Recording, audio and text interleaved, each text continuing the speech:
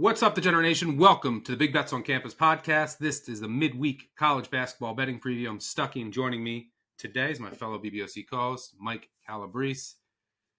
A little short-handed today. Tanner McGrath dealing with a personal issue. Hope all is well with him. He should be back shortly. So for today, it's just Mike and I. Same format as usual. Go through the good and the bad of the weekend that was. And then we'll talk through some of our looks for Wednesday and Thursday's college basketball card. Quick programming note.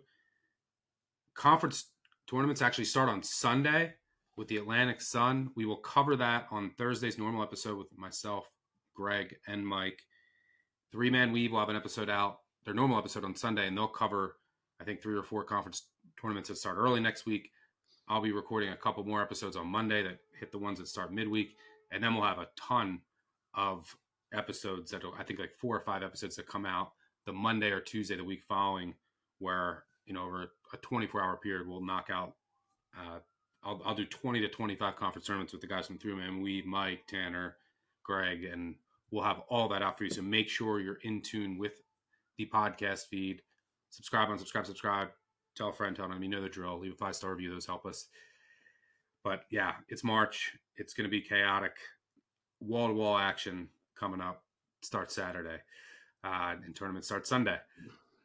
So let's get to the good. I'll shout out the couple of SEC bubble teams in Arkansas and Vanderbilt who took care of business. Arkansas, great second half against Missouri. It helped that Caleb Grill couldn't make a shot.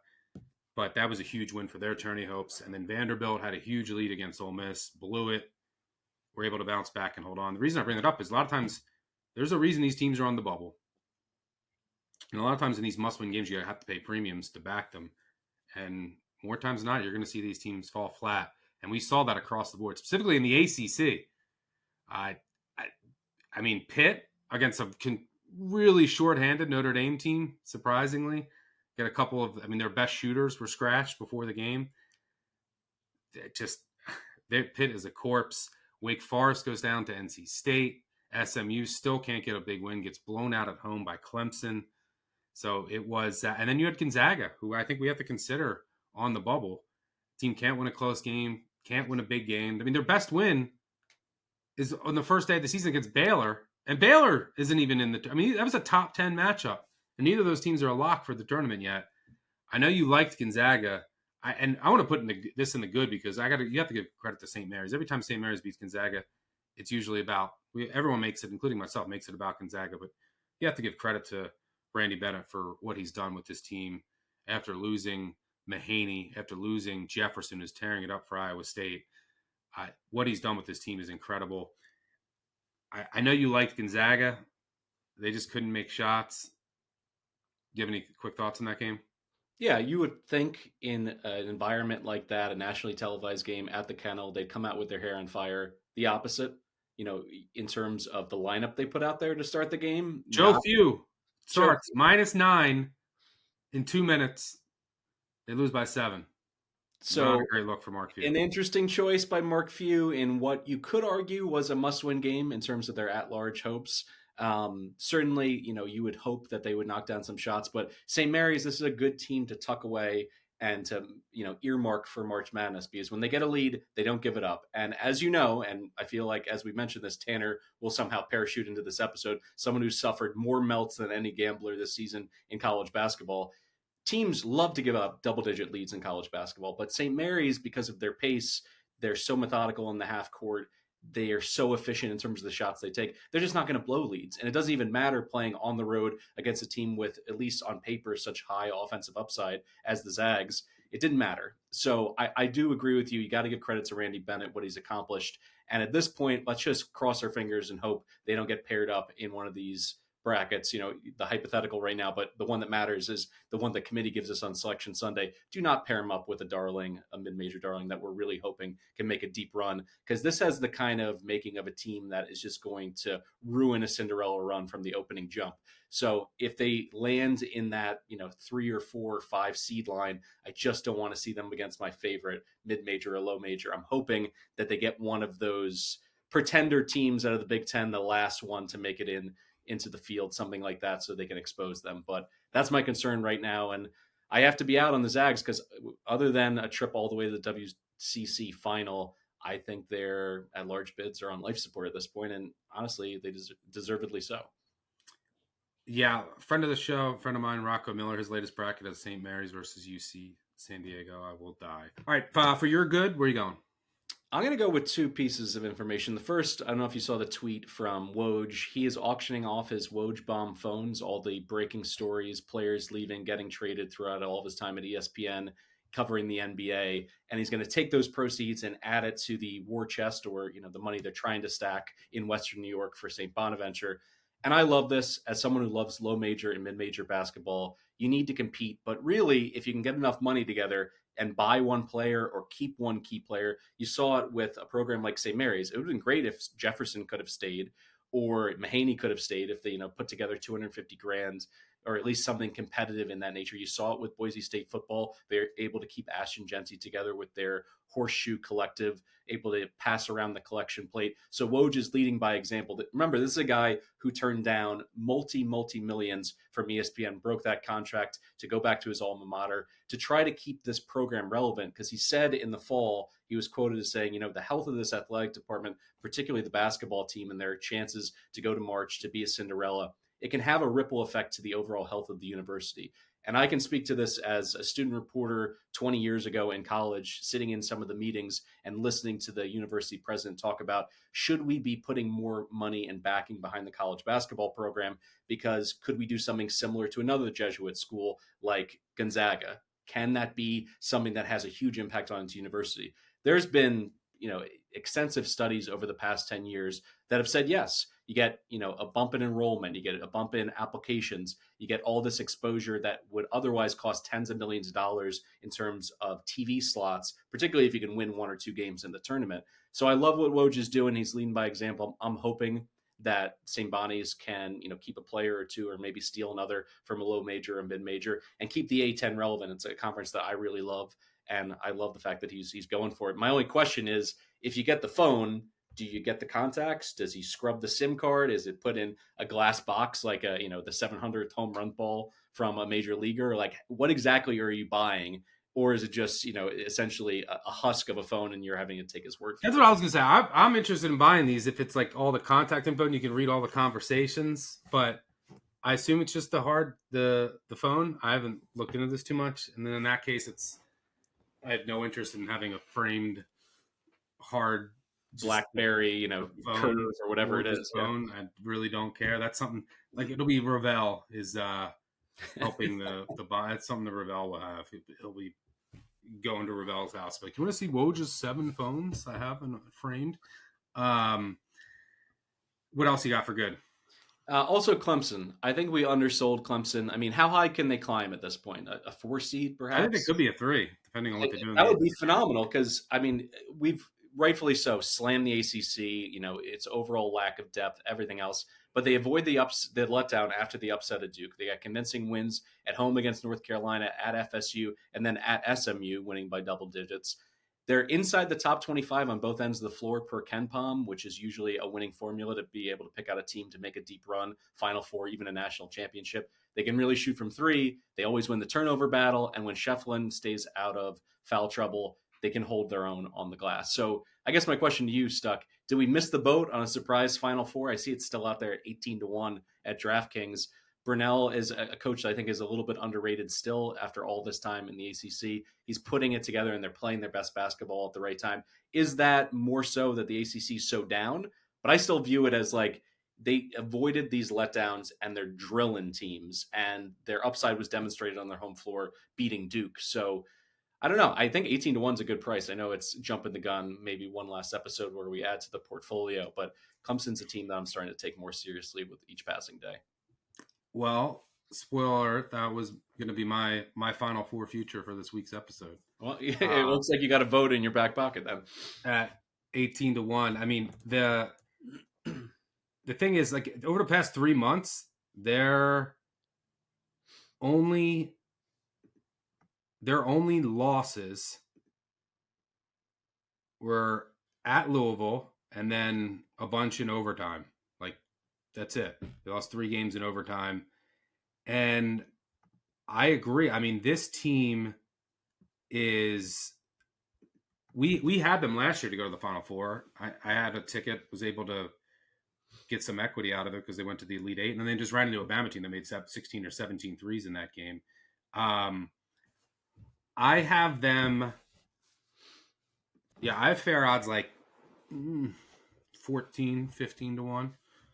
So I like it. I mean, this team, number one, if you look at all the teams that are in the top 25 in offense and defense on KenPom and adjusted offensive and defensive efficiency, and essentially you have to be under 50. Like 2014 UConn was, I mean, everyone talks about this, was the one kind of exception. Also Baylor's defense in the COVID year, but I throw out that year. I mean, they didn't play for like 3 weeks together, and that was just a weird year. But Clemson qualifies. They also, I mean, look, we have seen them outside. I mean, they beat Duke. That has to mean, I mean, Duke looks like a juggernaut. They beat Kentucky earlier this season when Kentucky was at full strength. I think this team's experienced, one of the most experienced teams in the country. They're very comfortable in the half court. They're not going to let you get anything in transition. I think they're much better than last year. It's a Elite Eight team. And the reason is because last year, if you look, I mean, going into the tournament last year, you got to remember, they got blown out in the ACC tournament in their first game against BC. They came in, I think, ranked like 35th on KenPom. And their defense is dramatically better this year. I mean, last year you had, because look, PJ Hall, he was incredible, especially on offense. But Victor Locken has been great offensively, and I think he's better defensively. You also have their biggest, they could not force any turnovers. They couldn't put any pressure on the ball. Joseph Girard, who we all loved, he was a defensive liability. And now you have, and I've come all the way around on him, Jaden Zachary, and Dylan Hunter has taken the next step. Chauncey Wiggins is playing better. Shefflin's defense has gotten better. So I think that they're better because of their defense this year. I mean, they can lock you down in the half court, and they, as you said, they can shoot. They're shooting nearly 40% from three on the season. And I brought this up probably, I don't know, 3 or 4 episodes ago. Shefflin is so critical to what they do in the glass and defensively, and he needs to stay on the floor. The sample size is huge. He just never gets into foul trouble. I think the last time he had 4 fouls was that quadruple overtime game against Georgia Tech where he played north of 40 minutes. So if they were a team that was that dependent on one big and that guy potentially could get into foul trouble, then there'd be legitimate questions. But until it happens, he also knows when he does have, 2 and 3 fouls, 4 fouls in the second half, how to stay on the floor. I don't think you can overstate how important that is because they want to run and have 3 and 4 guards around him, to be able to really be able to do what they want to be able to do offensively, particularly from long range. They're a top 10 3-point shooting team in overall accuracy. So he is so critical. But at this point, I feel nothing but confidence about him playing north of 30 minutes every game. Yeah, Chase Hunter is incredible. He's taken the next step. I think this team is better by a decent margin than last year, and they went to the Elite Eight. So, yeah, I think this is a good time to buy Clemson. If you look at all the teams that are in the top 25 offensive defense, you look at their prices, Clemson's the one that sticks out. That's still, I think. But why do you think that is? Is it just the public perception of them as a football school? Like you said, the recency bias should be going in the opposite direction, where they just made a run to the Elite Eight. I feel like the whole country's kind of sleeping. They're just not a sexy team to many people. That people don't see them. They're in the ACC. I just think that people don't believe in them because it's some ACC bias. But again, these ACC teams that get in, We see it every year. Even, recently when the AC's had a down year, they overperform. So, I like Clemson. On to the bad. I'm going to say, man, I'll have a quick rant here. I had my weekend, I basically had washed out from Saturday to last night. After I had Friday, I had Villanova. Couldn't miss a 3. It was beautiful. And a lot of times that's what these games come down to. You want to get the best number, and then a lot of times you're just hoping for a 3-point variance. My teams could not make a 3 for 3 straight days. And there's nothing worse than watching the games. I think I bet on 12 or 13 teams between Saturday and Monday.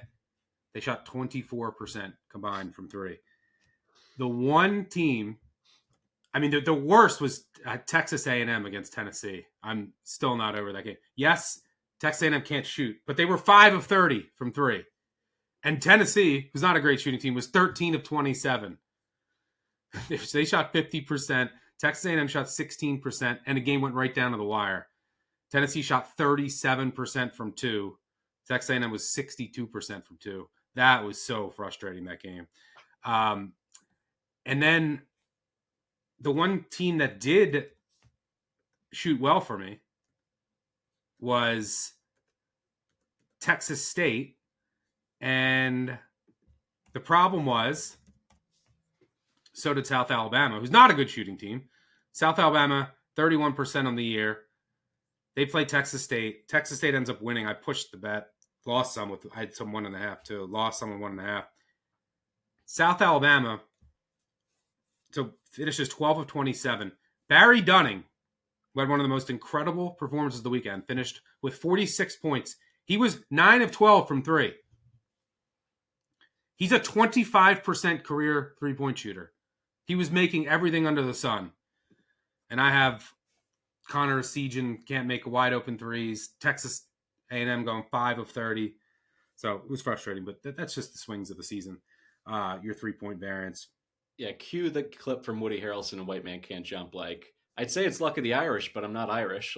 Who knows when these guys just start knocking down threes from all over the place. It is frustrating. That's kind of the common theme for some of my bad beats and then just straight up bad calls in the last month or so. It's whenever I flip on a game and I'm a couple minutes late, my team started 1 for 9 from 3-point range. Fantastic. Illinois was one of I think they were 0 of 19 or 1 of 21 to start.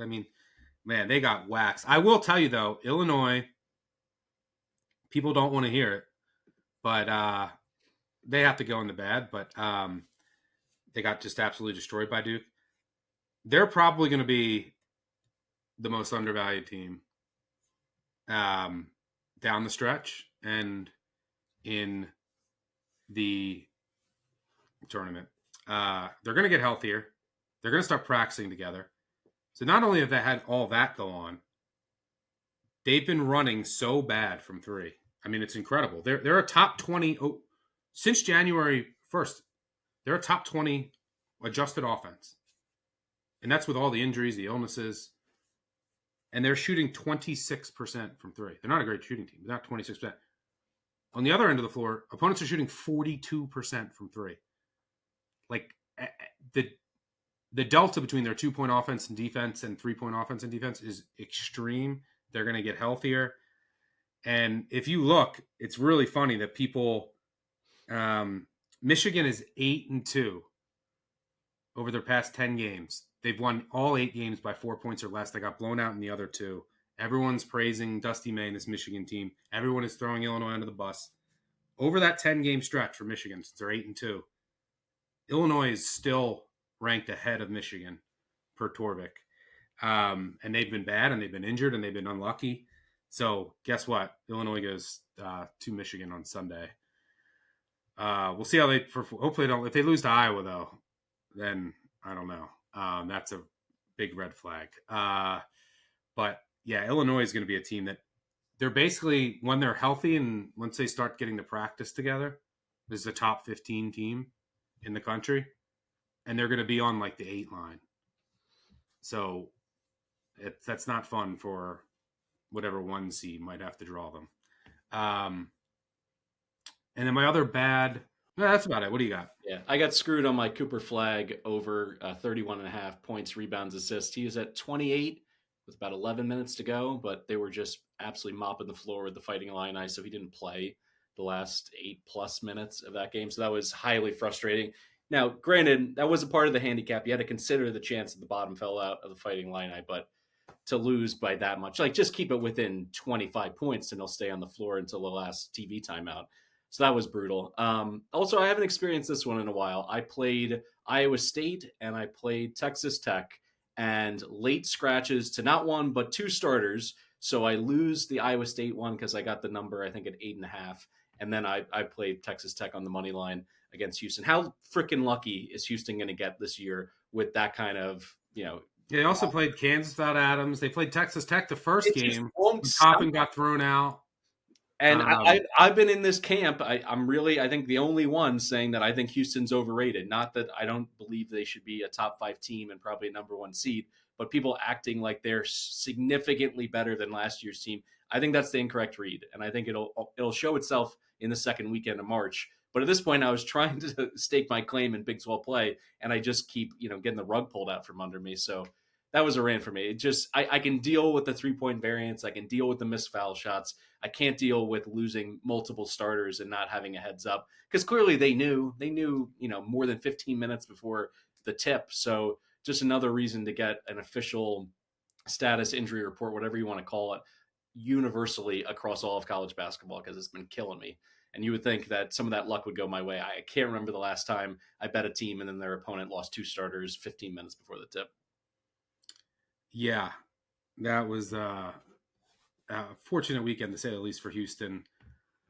Injury-wise, I hope that we can get Texas Tech again against Houston in Me too, Big 12 tournament. I think they have well, and they were in that game right till the final minute.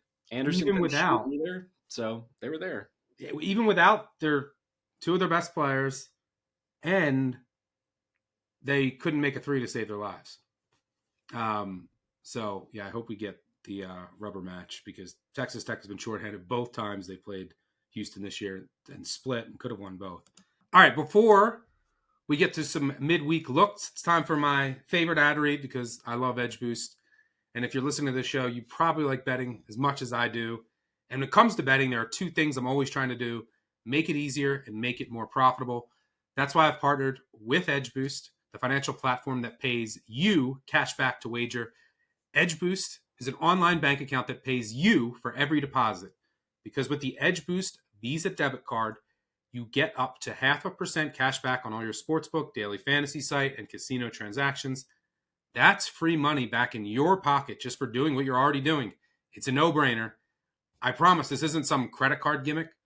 When I first learned about EdgeBoost, I said, what is this? Are there fees? Nope, there's no fees. They make their money on volume. I said, is there minimum requirements? No. I opened my own EdgeBoost debit card account, made it easier to deposit into all of my sports books. There's no catch. There's no hidden fees, as I said. There's no minimum balance requirements, none of that. And if you've ever had a casino transaction flagged by your bank because they thought it was suspicious, which most of us have had happen, or been given the runaround when trying to fund a sportsbook account online, the EdgeBoost debit card is the perfect tool to alleviate all of those issues. It starts with a $250,000 daily limit and will never be declined for any gambling activity. It's why I was so happy to open an account and was shocked how easy it was. So make your betting life easier and stop leaving money on the table. Visit edgeboost.bet to sign up. And if you use promo code BBOC and deposit $25, you'll receive a $25 deposit match, plus Tier 2 status for faster bank deposits and more cash back. That's edgeboost.bet, promo code BBOC. Love a good ad read on a product that I use. I couldn't say enough good things about EdgeBoost. All right, let's get to some midweek looks. Mike, do you want to start things off? Sure. Let's start in the Big East on Wednesday. UConn, I'd probably lay up to 11. I'm hoping to get 10 against Georgetown. Know your personnel. No Sorber. He's out for the year. He's going under the knife, I believe, by the time you're listening to this episode. They already beat the Hoyas by 8 in D.C. without McNeely. Now there's no Sorber. McNeely's back in the lineup. And Georgetown continues to struggle on the road. They're 0-4 in their last 4 road trips. Quick turnaround from their trip to Omaha against Creighton. Now they got to go across the country to Hartford. And listen, that Creighton game, I think, is what is going to be the story down the stretch for the Hoyas without Sorber. They got killed on the glass, a team that struggles to get offensive rebounds. The Blue Jays were all over them on the offensive glass. And here comes UConn. The best thing you can say about this team, the most consistent thing when they're at full strength, is they can rebound the basketball on both ends. Solo Ball, by the way, has been quiet since that huge game against Marquette where he couldn't miss from 3. I think it's about time for him to have a bounce back, find his shooting stroke against a mediocre 3-point defense in Georgetown. So, like I said, I'd lay up to 11. I'm hoping I can get it at 10 here, but I think UConn has a chance to build some momentum going into the Big East tournament. I think they're going to win this one going away. I'll throw out Butler against St. John's, hoping to get 7 more, maybe hopefully more.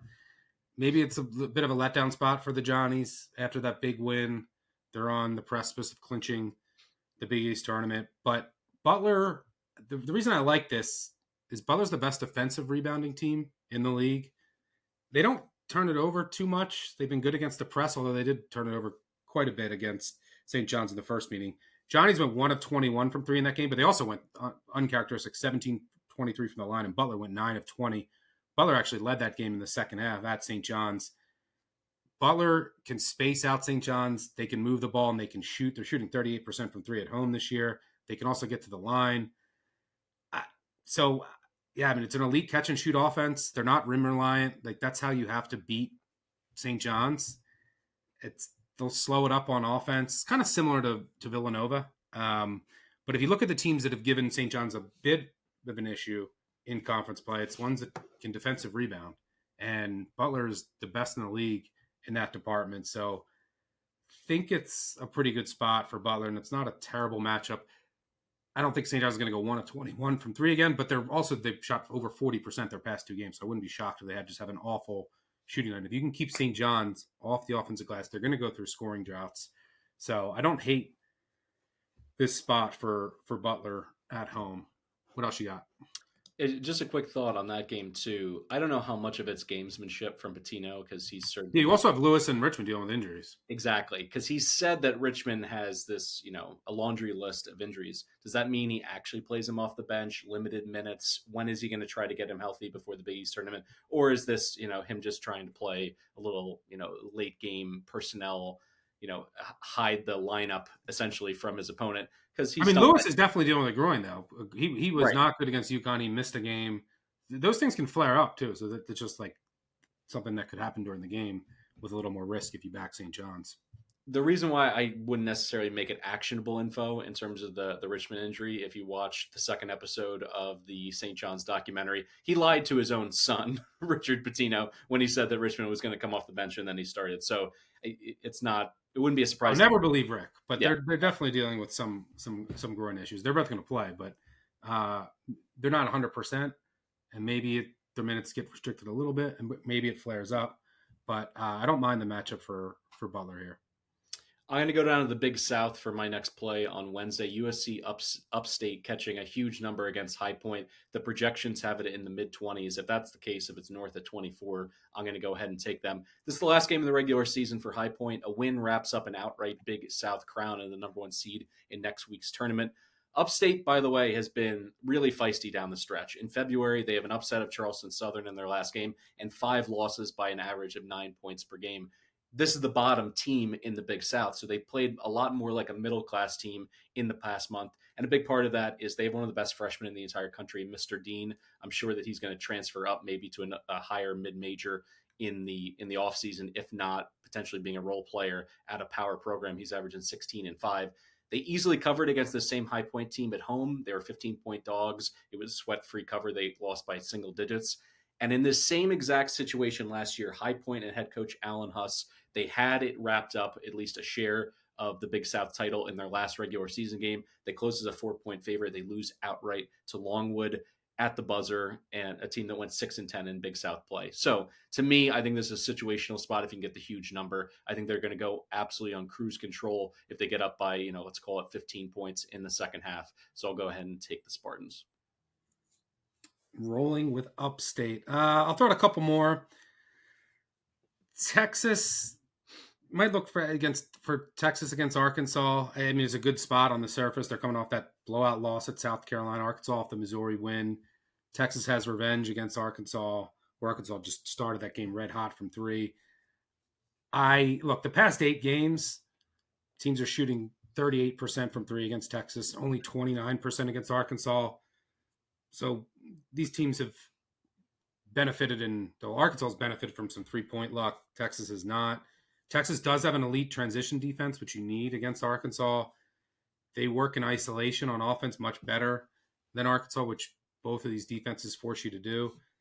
Arkansas won't hurt Texas on the glass where they're weak. And I think Thero is Arkansas's most important player right now, and I'm not sure he's going to play. So that would be a major loss. I think we might get some value on Texas in a huge game for both. And then an ugly one I'll throw out. Though the spot for Arizona State, who lost Freeman, who's not on the team anymore.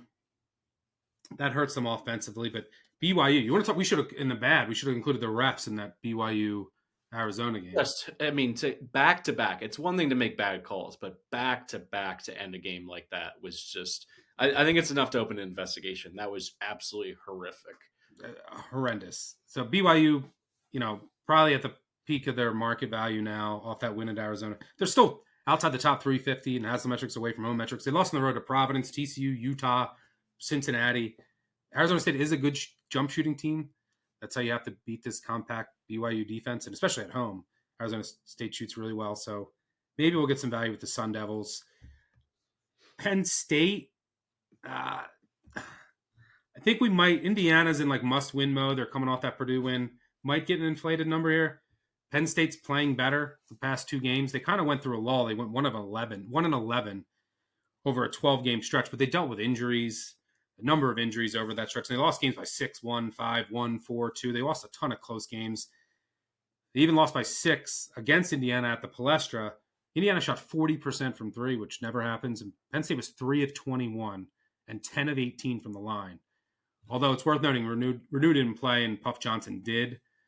But over that 12-game stretch, Penn State dropped they were at 35th in KenPom. They dropped to 77th. And teams shot over 40% from 3 against them, couldn't miss.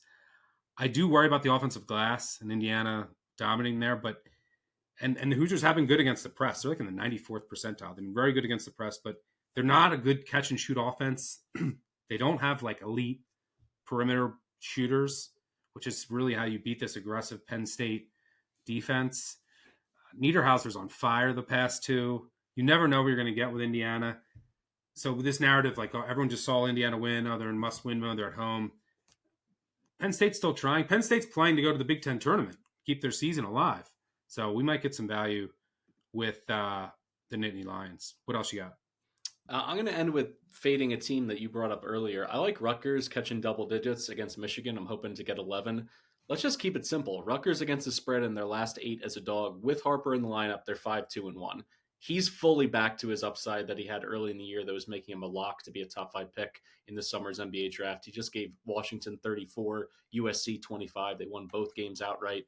And defensively, the game within the game, this is why I like Rutgers so much. In their first matchup with Michigan, they held the Wolverines to 66 points. But more critically, 0 points off the Wolf to Golden pick and roll assists, those looks. That's what they essentially did with their film work. They said, we're going to take this play away, beat us anywhere else on the court, at least in your half-court offense. And Michigan was able to, only muster 66 points. And I also look at this mini slump that the Wolverines are in on the offensive end. 62 against Sparty, 49 in their win against the Cornhuskers. So I think this is the perfect time to take points, particularly if it's north of 10. I'd probably play it down to Rutgers +9. I think there's a shot that they just shock the Wolverines if you get a monster game from Harper. So the Harper didn't play in the first meeting either, and Bailey had a horrendous game. Exactly. So I think there's a lot of potential upside and a huge swing from the first game to this one, but it's really the defense and what they were able to do schematically to take away Michigan's strength in the half court. Why I think this is a much better chance for this to be a 1-possession game than a 15-point plus win for the Wolverines. Well, that's all Michigan can do anyway. I mean, this team, all they do is win every game by 1-3, which is very bizarre because they're not a great free throw shooting team. They turn it over way too much, which is one of the reasons they can't extend and they can't hold leads. But the last time they won a game by more than 4 points was on January 12th against Washington. They're, as I mentioned before, their last 8 games, 4-4-3, 4-3, 2-3-3. And we're not talking a gauntlet of a schedule. It's Nebraska, bubble team, Ohio State, bubble team, Purdue in free fall mode, Indiana, bubble team, Oregon was a 4-point win at home, Rutgers by 3, not in the tournament, Penn State by 4 at home, not in the tournament, Northwestern by 4 in overtime at home, not in the tournament. So it's not like they've had this gauntlet of a schedule either. So yeah, I'll most likely be on Rutgers as well. Last one I'll throw out, a scary one on Wednesday. NC State against Syracuse, probably be a small dog. The problem is they're probably going to get crushed. Syracuse is probably going to crush them on the offensive glass. But this is an important game for NC State to make the ACC tournament. Same with Syracuse. And NC State, the reason I say it's scary is NC State is 0-10 on the road. So it's not great. But they're 2-6 in games decided by 4 or less. Syracuse is 4-3. I just think we're going to have some value in NC State down the stretch because they finally played their ideal rotation and they played Paul McNeil, who was incredible against Wake Forest. I don't know what took them so long to play him and start him. And apparently he found out like 10 minutes before the game that he was going to start. And he was the best player on the floor by a wide margin. So I think they can turn Cuse over a bit. They won't turn it over themselves. Cuse won't force any turnovers. They can absolutely cook Syracuse in transition. NC State's elite there. Syracuse's transition D is really bad. Also pick and roll in the half court. They can cook Cuse there. Both teams take a ton of mid-range shots, but NC State's much better defending that department. 11th per Haslametrics. Clemson's 167th. NC State, I think, has been pretty unlucky perimeter shooting-wise on both ends. If you just look at guarded jumpers on defense, unguarded jumpers on offense, teams shooting over 38% against them from 3 since January 1st. And they, despite the fact that they do a good job of taking away the 3. And Cuse is shooting 38% from 3 over their past 10 games. They're under 33 on the season. So I wouldn't be surprised if you get some good 3-point variance NC State's way. But I think it's a good matchup, and I think NC State might be a bit undervalued now that they're playing their ideal rotation. I mean, McNeil, what did he went with? He finished 24 points, 4 rebounds, 3 assists, no turnovers, just a dominant game. And I mean, and every time he gets in there, he just is good. This kid's going to play in the NBA. And so NC State, I'm all the way out on the Syracuse team. I mean, if you look at their wins, who have they beat? They beat, over the past month, they beat BC in triple overtime at home, and they beat Cal. The past month, they beat Cal without their leading scorer. I'm all the way out on the Syracuse team, so I think might look at NC State. That's all I got. You got anything else, brother? Just the ACC Big East potential. I mean, it's, the rumor that gets floated out there. I've heard this rumor before about some kind of partnership or merger on the basketball side. I'm all for it. I'm all for anything that isn't dictated by football. Football has destroyed most of the conferences that make sense in terms of geographic alignment and having these rivalries. So to be able to put Syracuse and Georgetown back in the same conference, and I think that would be really fun, even if it's just purely a scheduling kind of alliance. But the idea of potentially, I saw floated out there, you could have promotion and relegation between the two. That's an idea that really, it's one of the best European sports ideas that I've ever heard. I think it would be phenomenal, and have a game like NC State against Syracuse mean something, with one team potentially getting booted down to what's viewed as the lower of the two leagues. But just something fun to discuss because everything else with conference realignment has been the opposite of fun, like NIU leaving the MAC and things of that nature. So in terms of a hypothetical conversation, I'm at least here to listen to it.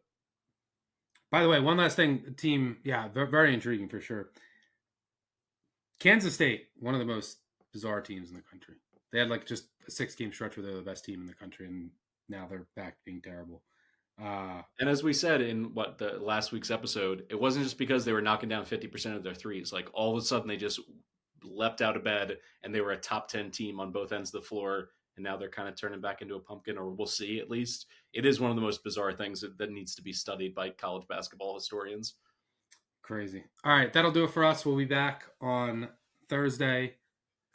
Myself, Mike, Greg, Tanner will have his America East Minute, and we'll preview our first of 31 conference tournaments. We will cover them all here. Thanks for tuning in as always. Thanks to Mike for joining me. Thanks to our producer David on the back end. Most importantly, thanks to all of you for tuning in as always. Let's get hot. Let's have a big March. Enjoy the madness. We'll have our live show Saturday, 10:30 a.m. Eastern as always. Make sure you subscribe, unsubscribe, tell a friend, tell an enemy, know the drill. Shout out to EdgeBoost. Make sure you check out that product. Well worth your time. But that'll do it for us. Thanks again, Mike. Catch y'all later. Cheers.